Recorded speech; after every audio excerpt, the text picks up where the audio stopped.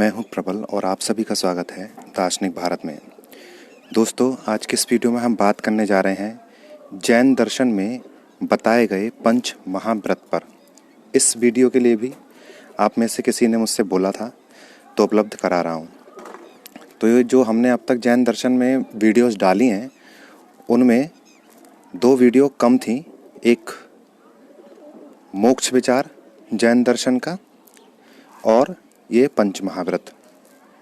तो पंच महाव्रत जो है वो प्रारंभिक परीक्षा के लिए भी इम्पोर्टेंट होता है, तो इसलिए इसे अलग से ही पढ़ना ज़्यादा बेहतर है। तो पंच महाव्रत जो है वो क्या है, हम समझने का यहाँ पर प्रयास करेंगे। जैन दर्शन में मोक्ष या कैवल्य की प्राप्ति के लिए त्रिरत्न और पंच महाव्रत को फॉलो करना या उनका अनुसरण करना बहुत महत्वपूर्ण बताया गया है। जैन दर्शन के अनुसार यदि आप त्रिरत्न जो कि हैं सम्यक दर्शन, सम्यक ज्ञान और सम्यक चरित्र, और पंच महाव्रत जो हैं अहिंसा, सत्य, अस्तेय, ब्रह्मचर्य और अपरिग्रह, यदि आप इनका अनुसरण नहीं करते हैं तो आपको कैवल्य की प्राप्ति नहीं होती है जैन दर्शन के अनुसार।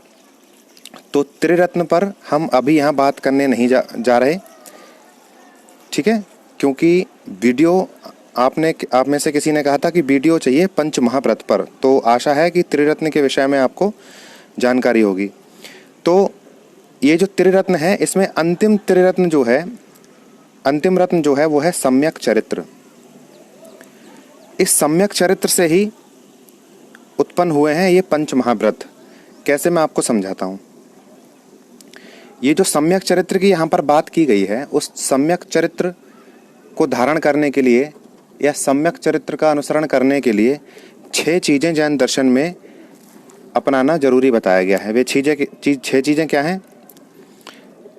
5 समितियाँ, 3 गुप्तियाँ, 10 धर्म, पंच महाव्रत, 12 अनप्रेक्षाएं यानी कि भावनाएं, और 12 जो हैं वो हैं द्वादश व्रत। तो ये समझते हैं, समितियों का अर्थ होता है सावधानी, यानी कि 5 प्रकार की सावधानियां आपको अपनानी है। और 3 प्रकार की ये जो 5 समितियां या सावधानियां हैं वो हैं ईर्ष्या, भाषा, ऐषणा, आदान निक्षेपण और उपसर्ग। इस प्रकार से कुल जो हैं 5 हैं। तो ये 6 चीज़ों का, इन 6 बातों का अनुसरण करना जैन दर्शन के अनुसार अनिवार्य है सम्यक चरित्र को धारण करने के लिए। तो सम्यक चरित्र के अंदर ये 6 चीज़ें रहती हैं। और ये जो हमारे पंच महाव्रत हैं इन पर आज हम बात करने जा रहे हैं। यहाँ ध्यान रखने की बात यह है कि ये जो पंच महाव्रत हैं वो अणु महाव्रत भी हैं। अणुव्रत जो द्वादश निदान यानी कि जो 12 व्रत अन्य बताए गए हैं उनमें जो अणुव्रत हैं 5, वे भी यही हैं। लेकिन महाव्रत में और अणुव्रत में फ़र्क किस बात का है? यानी जो अणुव्रत हैं वो भी अहिंसा, सत्य, अस्तेय, अपरिग्रह और ब्रह्मचर्य, ये 5 अणुव्रत भी हैं और महाव्रत भी हैं।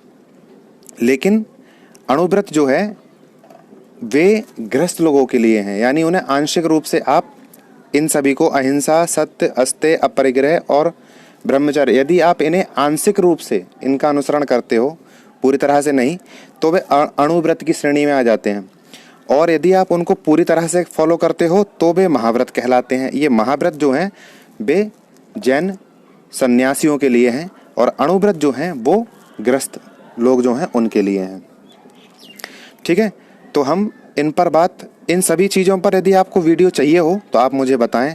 समिति, गुप्तियाँ, 10 धर्म और जे अनप्रेक्षाएं यानी कि भावनाएं, समिति का अर्थ होता है सावधानियां, ठीक है ना, और ये द्वादश व्रत, यदि इनमें से किसी पर भी आपको वीडियो चाहिए हो तो मुझे बताएं, मैं आपको उपलब्ध करा दूंगा। तो जो महाव्रत हैं 5, उन्हें आप ध्यान में रखें कि 5 महाव्रत कौन से हैं। 5 महाव्रत हैं अहिंसा, सत्य, अस्तेय, अपरिग्रह और ब्रह्मचर्य। ठीक है, प्रारंभिक जैन दर्शन जो था उसमें ये 4 ही थे, अहिंसा, सत्य, अस्तेय, अपरिग्रह। पाशर्वनाथ तक ये 4 ही थे, अहिंसा, सत्य, अस्तेय और अपरिग्रह। महावीर स्वामी ने अंतिम ब्रह्मचर्य इसमें जोड़ा, अंतिम व्रत ब्रह्मचर्य इसमें जोड़ा मीने। तो हम इनमें से प्रत्येक में से एक एक पर हम बात करते हुए चलते हैं। यहाँ पे अहिंसा जो है, अहिंसा का सीधा अर्थ है हत्या ना करना, यानी कि किसी भी जीव की हत्या नहीं करना। जैन दर्शन में यह माना जाता है कि प्रत्येक जीव का जीवन जो है वो समान है। मनुष्य का जीवन, अन्य जीवन जितने भी हैं वे सब क्या हैं, प्रत्येक जीव का जीवन जो है वो कैसा है, समान है। इसलिए किसी भी व्यक्ति को दूसरे जीव की हत्या या उसे प्राणों से वंचित नहीं करना चाहिए। तो इसमें क्या कहा गया है, हिंसा का परित्याग करने की। तो अहिंसा का अर्थ क्या है, अहिंसा का अर्थ है हिंसा का परित्याग करना, यानी किसी भी प्रकार की जीव हिंसा नहीं करना किसी भी रूप में। ठीक है। जो जैन ऋषि हैं उनके लिए एक इंद्री से लेकर 5 इंद्री वाले जो जीव हैं उन सभी का ध्यान रखना चाहिए, यानी वो किसी की हिंसा नहीं कर सकते। चाहे 1 इंद्री का हो, चाहे 2 इंद्री वाला जीव हो, चाहे 3 या चाहे 5 इंद्री वाला, ज्ञान इंद्री वाला, है ना। तो जैन ऋषियों को सभी का ध्यान रखना पड़ता है। आपने देखा होगा कि जैन ऋषि जो हैं अपने साथ मोर पंख की एक झाड़ू जैसी कुछ रखते हैं, उसे बोलते हैं पिच्छी बोलते हैं, पिच्छी।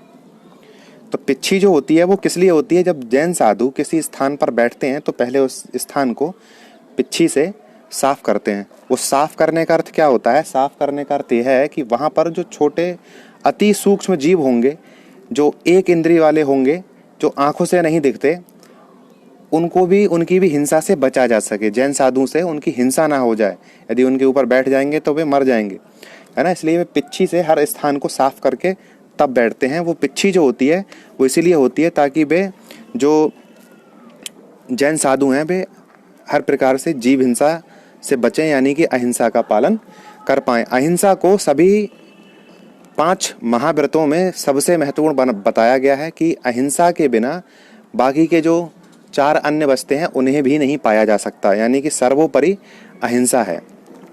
ठीक है।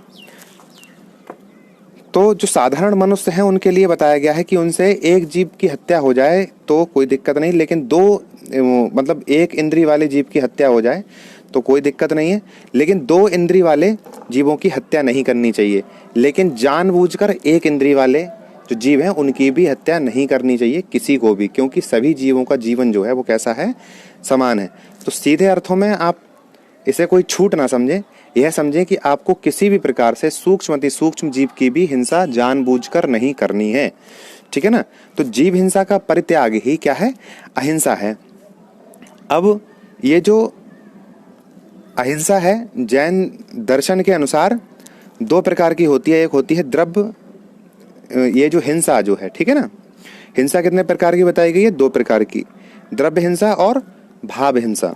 द्रव्य हिंसा वह हिंसा है जो आप अनजाने में आपसे हो जाए, जैसे कि आप रास्ते में जा रहे हो और आपका पैर चींटी पर पड़ जाए किसी प्रकार से, ध्यान जो जब आप उसे मतलब जानबूझकर ना करें, ऐसा अनजाने में ये हो जाती है, तो ये क्या है, द्रव्य हिंसा कहलाएगी। इस हिंसा का जो आपसे अनजाने में हुई है उसका पाप नहीं लगता, ऐसा जैन धर्म कहता है। ठीक है।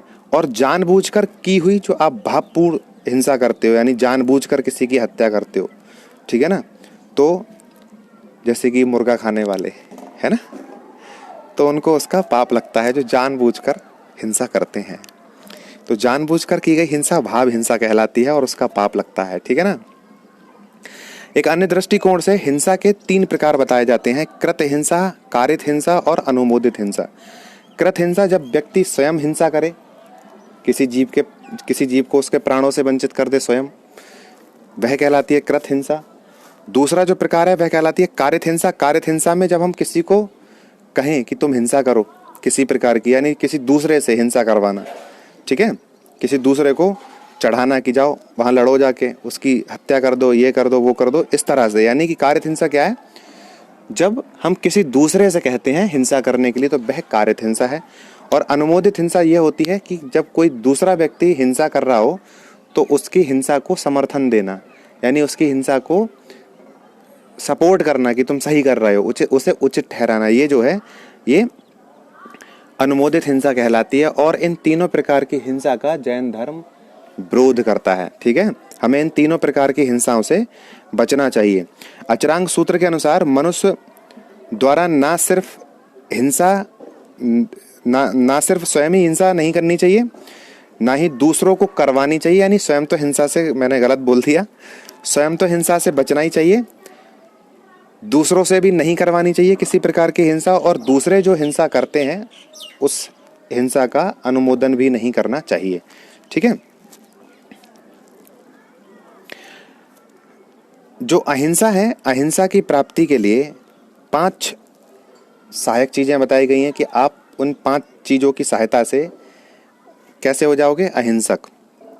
ठीक है। यदि आप अहिंसा के मार्ग पर चलना चाहते हो तो इन 5 चीजों की सहायता लीजिए आप, और फिर आप अहिंसा यानी कि हिंसा से आप आराम से बच पाएंगे। वो 5 चीजें जो बताई गई हैं वो क्या बताई गई हैं? ईर्ष्या समिति, यानी ईर्ष्या सावधानी। समिति पहले बता चुका हूँ। ईर्ष्या समिति जो है, मैंने बताया था समितियां 5 हैं। इनमें यदि आपको जानना हो तो मैं आपके इस चीज का वीडियो आपको दे दूंगा। ठीक है। ईर्ष्या समिति यानी एक प्रकार की सावधानी है। कैसी सावधानी? कि जब हम चलें या कहीं जाएं, गमन करें किसी एक स्थान से दूसरे स्थान की ओर, तो हमें इस बात का ध्यान रखना चाहिए कि हमारे पैरों तले किसी प्रकार के जीव की दबकर हिंसा ना हो जाए। यानी चलते, एक स्थान से दूसरे स्थान पर जाते या बैठते समय हमें इन बातों का ध्यान रखना चाहिए। ठीक है। जैन संतों की जो पिच्छी होती है उसका यही काम होता है। ठीक है। और वे चलते समय जब एक स्थान से दूसरे स्थान पर जाते हैं तो पैदल ही जाते हैं जैन साधु अधिकांशतः, और नंगे पैर होते हैं, और वो उनकी जो नज़र होती है वो जमीन पर होती है ताकि उनके पैरों से कोई जीव हिंसा ना हो जाए, चींटी आदि की। ठीक है ना। बाघ गुप्ती, मैंने बताया 3 गुप्तियां हैं। तो ये जो बाघ गुप्ती है, बाघ मानी शब्द है ना, वाणी हमारी, हमें कभी कष्टदायक, असत्य और कठोर वचन नहीं कहने चाहिए मुंह से। मनोगुप्ती, मन में किसी के लिए कष्ट देने वाला विचार नहीं रखना चाहिए। ठीक है ना। ताकि ये सब हमारे लिए हैं, ताकि हम अहिंसा के मार्ग पर चल पाएं। हम मन में किसी के विषय में कोई गलत विचार ना रखें, है ना, ऐसा कि जिससे हम सोचें कि किसी को कष्ट देना है हमें। आलोक भोजन यानी सूर्यास्त हो उससे पहले आप भोजन कर लो। ये इसलिए कहा गया है क्योंकि सूर्यास्त के बाद यह माना जाता है कि जो भोजन होता है उसमें बैक्टीरिया बनना शुरू हो जाता है ना, और बैक्टीरिया एक जीव होता है, आपको पता है, जीवाणु। ठीक है। तो यदि आप उस भोजन को करोगे तो उसमें निश्चित रूप से जीवाणु आपके अंदर जाएंगे, यानी कि जीव हत्या होगी। तो आलोक भोजन, है ना, सूर्यास्त से पहले भोजन कर लेना चाहिए, रात्रि में भोजन नहीं करना चाहिए। आदान निक्षेपण समिति, यानी कि हमें एक और किस बात का ध्यान रखना चाहिए कि हम जब खाद्य आदि की वस्तुएं जो हैं, खाने पीने का सामान है या अन्य जो वस्तुएं हैं, उनको उठाकर एक स्थान से दूसरे स्थान पर रखें, तो हमें इस बात का ध्यान रखना चाहिए कि उनके नीचे दबकर किसी जीव की हत्या ना हो जाए, उस जीव की हिंसा ना हो जाए। ठीक है ना। तो ये जो है 5 भावनाएं या 5 चीज़ें बताई गई हैं कि उनका ध्यान रखोगे, उनका ध्यान हमें रखना चाहिए, तब जाकर हम अहिंसा के मार्ग पर पूरी तरह से चल पाएंगे। अगली बात आती है सत्य। सत्य क्या है? कि हमें झूठ नहीं बोलना है, हमें सदैव कैसा बोलना है? सच बोलना है, सत्य का अनुसरण करना है। और हमें ये जो सत्य केवल बोलना ही नहीं है, बल्कि हमें अपने मन, वचन और कर्म से भी कैसा होना चाहिए? सत्यार्थी। ठीक है। हमें मन में भी सत्य का धारण करना चाहिए, हमारे शब्द भी सच्चे होने चाहिए, हम किसी से झूठ ना बोलें, और हमारे कर्म जो हों वो भी सत्य का अनुसरण करें। ठीक है। तो यानी हमें मन, वचन, कर्म तीनों से सत्य व्रत जो है उसका हमें पालन करना चाहिए। हमें किस प्रकार का सत्य बोलना चाहिए? मधुर और हितकारी वचन, जिसे बोला गया है सुनिरत का आचरण हमें करना चाहिए। यानी हमें ऐसा सत्य बोलना चाहिए जो मधुर और हितकारी हो, लोक हितकारी हो। ठीक है ना। तो सत्य का अनुसरण जो है वह हमारा दूसरा व्रत है पंच महाव्रतों में।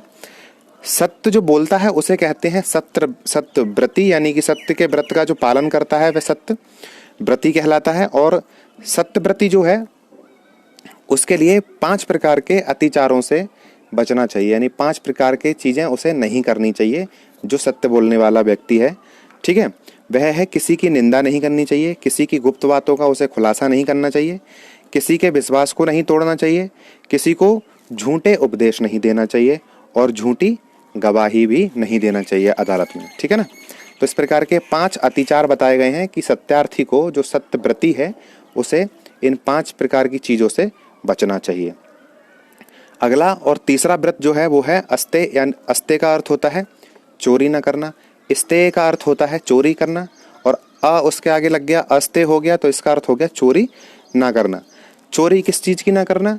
चोरी धन, सामान, गाय, भैंस, बकरी आदि की किसी की चोरी ना करना। ठीक है। धन की चोरी, धन जो है जैन दर्शन में धर्म क्या बताया गया है? जैन धर्म में धन जो है वह बताया गया है बाह्य जीवन की। धन जो होता है, धन के बगैर कोई व्यक्ति सही जीवन व्यतीत नहीं कर सकता। ठीक है। एक अच्छे जीवन को जीने के लिए धन की आवश्यकता निश्चित रूप से सभी को होती है। ठीक है। तो हमारा जीवन जो है वो किस पर निर्भर करता है? धन पर। तो धन को इसीलिए क्या कहा गया है? बाह्य जीवन। कि धन जो है वह व्यक्ति का बाह्य जीवन होता है। ठीक है। यानी सांसारिक जीवन। एक तरह से सांसारिक जीवन उस व्यक्ति का कैसा होगा, इस जगत में उसका जीवन कैसा होगा, यह धन से तय होगा। ठीक है। कि वह सुखी रहेगा, दुखी रहेगा, क्योंकि जिसके पास धन है वह सुख जुटा पाएगा, जिसके पास धन नहीं है तो उसे भोजन तक नहीं है ना करने के लिए। तो धन को क्या कहा गया है? बाह्य जीवन। तो यदि आप किसी के धन की चोरी कर लेते हो तो इसको जैन दर्शन में ऐसा माना गया है कि आपने किसी के प्राणों का हनन कर लिया। यानी कि अस्ते, धन की चोरी को कैसा माना गया है? एक हिंसा के बराबर। कि आपने जैसे किसी व्यक्ति को उसके जीवन से वंचित कर दिया यदि धन चोरी कर लिया तो। क्यों? क्योंकि धन क्या है? बाह्य जीवन है। ठीक है। तो हमें इस हिंसा से भी बचना चाहिए। ठीक है। अस्ते को यानी चोरी करने को हिंसा की श्रेणी में यहाँ पर रखा जाता है। तो हमें किस प्रकार का मार्ग अपनाना चाहिए? हमें अस्ते का मार्ग अपनाना चाहिए। यानी किसी के धन, भैंस, बकरी, गाय, किसी भी चीज़ की उसके तिनके भर की चोरी हमें नहीं करनी चाहिए। ठीक है। और हमें बिना उसके आज्ञा के उससे कोई सामान या कोई वस्तु उसकी बिना परमिशन के किसी से नहीं लेनी चाहिए। अस्ते यह है। ये जो श्रमण हैं या जो जैन संत हैं उनके लिए ये जो अस्ते है वह और ज़्यादा कठिन है। उनके लिए यह कहा गया है कि कोई श्रमण जो है वह किसी दूसरे की तपस्या, वाणी, रूप, आचार या भाव तक की चोरी ना करे। ठीक है। यानी कि उनके लिए कितने कठोर प्रावधान किए गए हैं आप समझ सकते हैं।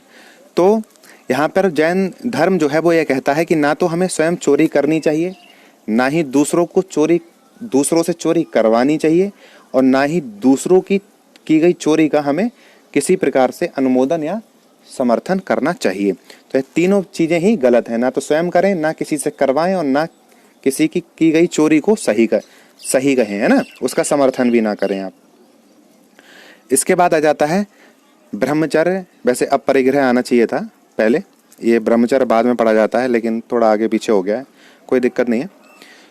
ब्रह्मचर्य का अर्थ है कि अपनी वासनाओं पर, जो अपनी वासनाएं हैं, मनुष्य के अंदर निश्चित रूप से सामाजिक जीव है, उसके अंदर वासनाएं होती हैं, और उनका उसे क्या करना चाहिए? उन्हें परित्याग करना चाहिए। यानी इंद्रिय सुख लेने से बचना चाहिए। क्यों?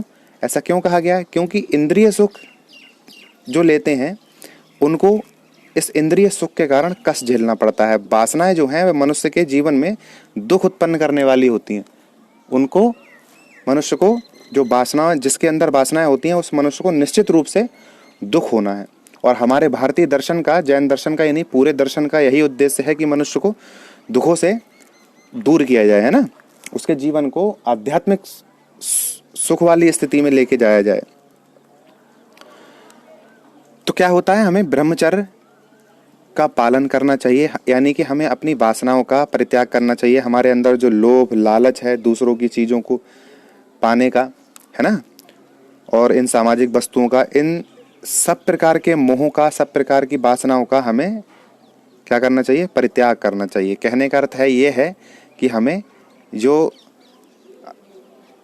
हमारी इच्छाएं, कामनाएं हैं, ठीक है, जो सुखवादी हैं, उनका हमें क्या कर देना चाहिए? उनका परित्याग कर देना चाहिए।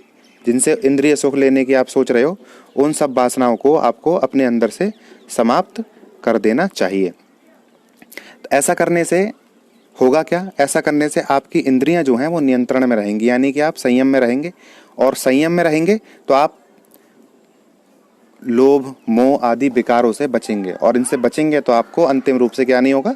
दुख नहीं होगा, आप एक सुखी जीवन व्यतीत करेंगे। तो ब्रह्मचर्य का पालन भी हमें कैसे करना चाहिए? मन, वचन और कर्म से। हमें मन से किसी के विषय में गलत नहीं सोचना चाहिए, ठीक है। वचन हमारे सही होने चाहिए, है ना, और हमारे कर्म भी ऐसे होने चाहिए, ठीक है। तो हमें ये भी क्या करना चाहिए? मन, वचन और कर्म से इनका अनुसरण करना चाहिए। अपरिग्रह का अर्थ होता है कि जो वस्तुएं हैं, सांसारिक वस्तुएं हैं, उनको इकट्ठा करना। Laptop, TV, computer, tablet, cell phone, इन सारी चीज़ों का त्याग क्या है? इन सारी चीज़ों का हमें त्याग करना है। बहुत सारी वस्तुएं जो हैं, आईफोन आता है तो देखा है कैसे बुकिंग होती है, क्यों? क्योंकि इनका मोह है लोगों को। रेडमी नया फ़ोन लॉन्च करेगा तो ऑनलाइन बुकिंग हो जाती है, सारे फ़ोन ख़त्म हो जाते हैं, ठीक है। तो हमें अपरिग्रह नहीं करना चाहिए। अपरिग्रह का अर्थ है कि हमें अपनी आवश्यकता से अधिक वस्तुओं का संग्रह नहीं करना चाहिए। क्योंकि कुछ लोग क्या करते हैं, अपने पास बहुत सारे सुख साधन जुटा लेते हैं, जबकि कुछ लोगों के पास खाने तक के लिए रोटी नहीं है। यानी कि सामाजिक जो है, समाज जो है, उसमें क्या होता है? असमानता उत्पन्न होती है इससे, ठीक है ना। तो हमें वस्तुओं के प्रति आसक्त होकर उनके भंडारण में नहीं जुट जाना चाहिए, ठीक है। कि नया फ़ोन आ गया, ये लेना है, चाहे 4 फ़ोन पहले से हों आपके पास। तो हमें अपनी आवश्यकताओं से अधिक किसी भी चीज़ का भंडारण नहीं करना चाहिए। उत्तराध्ययन सूत्र में क्या लिखा है कि मनुष्य के शारीरिक और मानसिक दुख का कारण जो होता है वो विषयों या वस्तुओं के प्रति उसकी क्या होती है? आसक्ति, यानी अटैचमेंट, ठीक है, कि ये चीज़ पानी है। तो हमें ऐसा नहीं करना चाहिए, हमें वस्तुओं से दूर रहना चाहिए। हमें केवल उतनी ही चीज़ों को अपने पास रखना चाहिए जो हमारे लिए परम आवश्यक हैं। हमें अतिरिक्त चीज़ों का भंडारण नहीं करना चाहिए। सांसारिक विषयों और वस्तुओं के प्रति तटस्थ रहने की शिक्षा जो है वही क्या है? अपरिग्रह है। अपरिग्रह का यदि आप पालन करते हो तो आप मोह आदि से बचोगे, ठीक है। तो अंतिम रूप से आपको क्या नहीं होगा?